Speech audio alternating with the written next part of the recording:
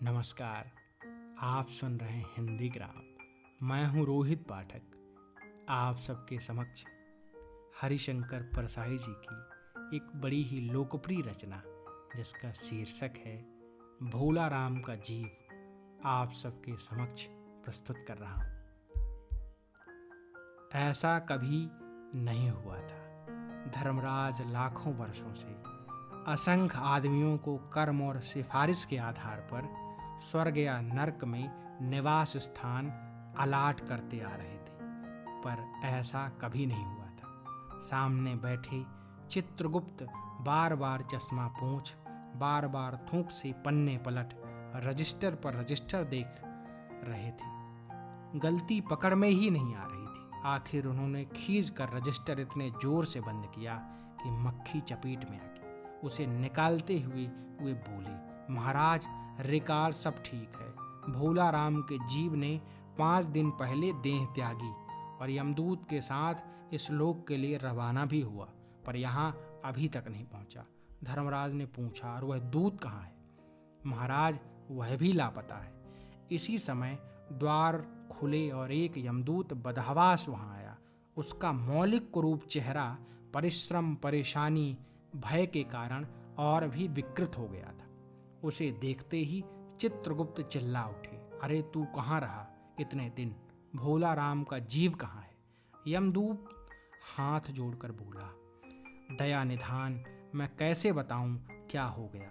आज तक मैंने धोखा नहीं खाया था, पर भोला राम का जीव मुझे चकमा दे गया।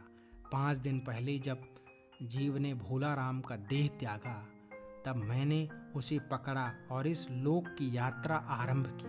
नगर के बाहर जो ही मैं उसे लेकर एक तीव्र वायु तरंग पर सवार हुआ, तो ही वह मेरी चंगुल से छूटकर न जाने कहाँ गायब हो गया।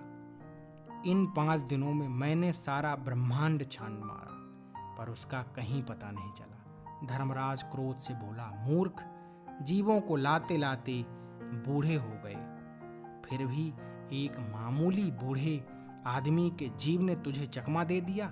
दूत ने सिर झुकाकर कहा, महाराज, मेरी सावधानी में बिल्कुल कसर नहीं थी। मेरे इन अभ्यस्त हाथों से अच्छे अच्छे वकील भी नहीं छूट सके, पर इस बार तो कोई इंद्रजाल ही हो गया।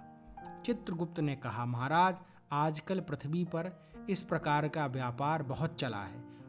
लोग दोस्तों को कुछ चीज़ें भेजते हैं और उसे रास्ते में ही रेलवे वाले उड़ा लेते हैं। होजरी के पार्सलों के मोजे रेलवे अफसर पहनते हैं। मालगाड़ी के डब्बे रास्ते में कट जाते हैं। एक बात और हो रही है, राजनीतिक दलों के नेता विरोधी नेता को उखाड़ कर बंद कर देते हैं। कहीं भोला राम के जीव को भी तो किसी विरोधी ने मरने के बाद खराबी करने के लिए तो नहीं उड़ा दिया। धर्मराज ने व्यंग से चित्रगुप्त की ओर देखते हुए कहा, तुम्हारी भी रिटायर होने की उम्र आ गई है। भला भोला राम जैसे नगण्य दीन आदमी से किसी को क्या लेना देना। इसी समय कहीं से घूमते घामते नारद मुनि आ गए। धर्मराज को गुमसुम बैठे देख बोले, क्यों धर्मराज, कैसे चिंतित बैठे हैं? क्या नरक में निवास स्थान की समस्या अभी हल नहीं हुई?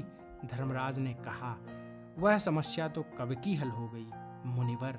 नरक में पिछले सालों में बड़े गुणी कारीगर आ गए। कई इमारतों के ठेकेदार हैं जिन्होंने पूरे पैसे लेकर रद्दी इमारतें बनाई।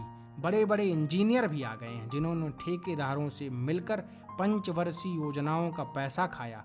ओवरसियर हैं जिन्होंने उन मजदूरों की हाजिरी भरकर पैसा हड़पा जो कभी काम पर गए ही नहीं। इन्होंने बहुत जल्दी नरक में कई इमारतें तान दी। वह समस्या तो हल हो गई, पर एक बड़ी विकट उलझन आ गई है। भोला राम नाम के एक आदमी की 5 दिन पहले मृत्यु हुई। उसके जीव को यह दूत यहाँ ला रहा था कि जीव इसे रास्ते में चकमा देकर भाग गया। इसने सारा ब्रह्मांड छान डाला, पर वह कहीं नहीं मिला। अगर ऐसा होने लगा तो पाप पुण्य का भेद ही मिट जाएगा। नारद ने पूछा, उस पर इनकम टैक्स तो बकाया नहीं था? हो सकता है उन लोगों ने रोक लिया हो। चित्रगुप्त ने कहा, इनकम होती तो टैक्स होता, भूखमरा था। नारद बोले, मामला बड़ा दिलचस्प है। अच्छा, मुझे उसका नाम पता तो बताओ, मैं पृथ्वी पर जाता हूँ। चित्रगुप्त ने रजिस्टर देखकर बताया। भोला राम नाम था उसका। जबलपुर शहर में घमापुर मोहल्ले में नाले के किनारे एक 1.5 कमरे टूटे फूटे मकान में वह परिवार समेत रहता था। उसकी एक स्त्री थी, 2 लड़के और एक लड़की। उम्र लगभग 60 साल। सरकारी नौकर था। 5 साल पहले रिटायर हो गया था। मकान का किराया उसने 1 साल से नहीं दिया है, इसलिए मकान मालिक उसे निकालना चाहता था। इतने में भोला राम ने संसार ही छोड़ दिया। आज 5वां दिन है। बहुत संभव है अगर मकान मालिक वास्तविक मकान मालिक है तो उसने भोला राम के मरते ही उसके परिवार को निकाल दिया होगा। इसलिए आपको परिवार की तलाश में काफी घूमना पड़ेगा। माँ बेटी के सम्मिलित क्रंदन से नारद जी ने भोला राम का मकान पहचान गए। द्वार पर जाकर उन्होंने आवाज लगाई, नारायण नारायण। लड़की ने देखकर कहा, आगे जाओ महाराज। नारद ने कहा, मुझे भिक्षा नहीं चाहिए, मुझे भोला राम के बारे में कुछ पूछताछ करनी है। अपनी माँ को जरा बाहर भेजो। बेटी। भोला राम की पत्नी बाहर आई। नारद ने कहा, माता, भोला राम को क्या बीमारी थी? क्या बताऊं, गरीबी की बीमारी थी। 5 साल हो गए पेंशन पर बैठे, पर पेंशन अभी तक नहीं मिली। हर 10-15 दिन में एक दरख्वास्त देते थे, पर वहाँ से या तो जवाब आता ही नहीं था, और आता तो यही कि तुम्हारी पेंशन के मामले में विचार हो रहा है। इन 5 सालों में सब गहने बेचकर हम लोग खा गए, फिर बर्तन बिके, अब कुछ नहीं बचा था। चिंता में घुलते घुलते और भूखे मरते मरते उन्होंने दम तोड़ दी। नारद ने कहा, क्या करोगी माँ, उनकी इतनी ही उम्र थी। ऐसा तो मत कहो महाराज, उम्र तो बहुत थी। 50-60 रुपया महीना पेंशन मिलती तो कुछ और काम कहीं करके गुजारा हो जाता, पर क्या करें, 5 साल नौकरी से बैठे हो गए और अभी तक एक कौड़ी नहीं मिली है। दुख की कथा सुनने की फुर्सत नारद को भी नहीं थी।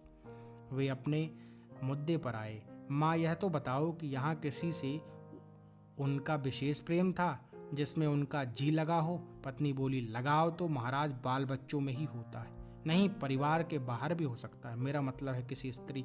स्त्री ने घुर्रा कर नारद की ओर देखा। बोली, अब कुछ मत बको महाराज, तुम साधु हो, उचक्के नहीं हो। जिंदगी भर उन्होंने किसी दूसरी स्त्री की ओर आंख उठाकर नहीं देखा। नारद हंसकर बोले, हाँ, तुम्हारा यह सोचना ठीक ही है। यही हर अच्छी गृहस्थी का आधार है। अच्छा माता, मैं चला। स्त्री ने कहा, महाराज, आप तो साधु हैं, सिद्ध पुरुष हैं, कुछ ऐसा नहीं कर सकते कि उनकी रुकी हुई पेंशन मिल जाए, इन बच्चों का पेट कुछ दिन भर जाए? नारद को दया आ गई थी। वे कहने लगे, साधुओं की बात कौन मानता है? मेरा यहाँ कोई मठ तो है नहीं, फिर भी मैं सरकारी दफ्तर जाऊंगा और कोशिश करूंगा। वहां से चलकर नारद सरकारी दफ्तर पहुंचे। वहां पहले ही से कमरे में बैठे बाबू से उन्होंने भोला राम के केस के बारे में बातें की। उस बाबू ने उन्हें ध्यानपूर्वक देखा और बोला, भोला राम ने दरख्वास्तें तो भेजी थी, पर उन पर वजन नहीं रखा था, इसलिए कहीं उड़ गई होंगी। नारद ने कहा, भाई, ये बहुत से पेपर वेट तो रखे हैं, इन्हें क्यों नहीं रख दिया? बाबू हंसा, आप साधु हैं, आपको दुनियादारी समझ में नहीं आती। दरख्वास्त पेपर वेट से नहीं दबती है। खैर, आप उस कमरे में बैठे बाबू से मिलिए। नारद उस बाबू के पास गए। उसने तीसरे के पास भेजा, तीसरे ने चौथे के पास, चौथे ने 5वें के पास। जब नारद 25-30 बाबुओं और अफसरों के पास घूम आए, तब एक चपरासी ने कहा, महाराज, आप क्यों इस झंझट में पड़ गए? अगर आप साल भर भी यहाँ चक्कर लगाते रहे तो भी काम नहीं होगा। आप तो सीधे बड़े साहब से मिलिए, उन्हें खुश कर दिया तो अभी काम हो जाएगा। नारद बड़े साहब के कमरे में पहुंचे। बाहर चपरासी ऊँघ रहा था, इसलिए उन्हें किसी ने छेड़ा नहीं। बिना विजिटिंग कार्ड के आया देख साहब बड़े नाराज हुए। बोले, इसे कोई मंदिर समझ लिया है क्या? धड़धड़ाते चले आए। चिट क्यों नहीं भेजी? नारद ने कहा, कैसे भेजता, चपरासी सो रहा है। क्या काम है? साहब ने रौब से पूछा। नारद ने भोला राम का पेंशन केस बतलाया। साहब बोले, आप हैं बैरागी, दफ्तरों के रीत रिवाज नहीं जानते। असल में भोला राम ने गलती की। भाई यह भी एक मंदिर है, यहाँ भी दान पुण्य करना पड़ता है। आप भोला राम के आत्मीय मालूम होते हैं। भोला राम की दरख्वास्त उड़ रही है, उन पर वजन रखिए। नारद ने सोचा कि फिर यहाँ वजन की समस्या खड़ी हो गई। साहब बोले, भाई सरकारी पैसे का मामला है, पेंशन का केस 20 दफ्तर में जाता है, देर लग ही जाती है। 20 बार एक ही बात को 20 जगह लिखना पड़ता है, तब पक्की होती है। जितनी पेंशन मिलती है उतने ही स्टेशनरी लग जाती है। हाँ, जल्दी भी हो सकती है। मगर साहब रुके। नारद ने कहा, मगर क्या? साहब ने कुटिल मुस्कान के साथ कहा, मगर वजन चाहिए। आप समझे नहीं, जैसे आपकी यह सुंदर वीणा है, इसका भी वजन भोला राम की दरख्वास्त पर रखा जा सकता है। मेरी लड़की गाना बजाना सीखती है, यह मैं उसे दे दूंगा। साधु संतों की वीणा से तो और अच्छे स्वर निकलते हैं। नारद अपनी वीणा छीनते देख जरा घबराए, फिर संभल कर उन्होंने वीणा टेबल पर रखकर कहा, यह लीजिए, अब जरा जल्दी उसकी पेंशन ऑर्डर निकालिए। साहब ने प्रसन्नता से उन्हें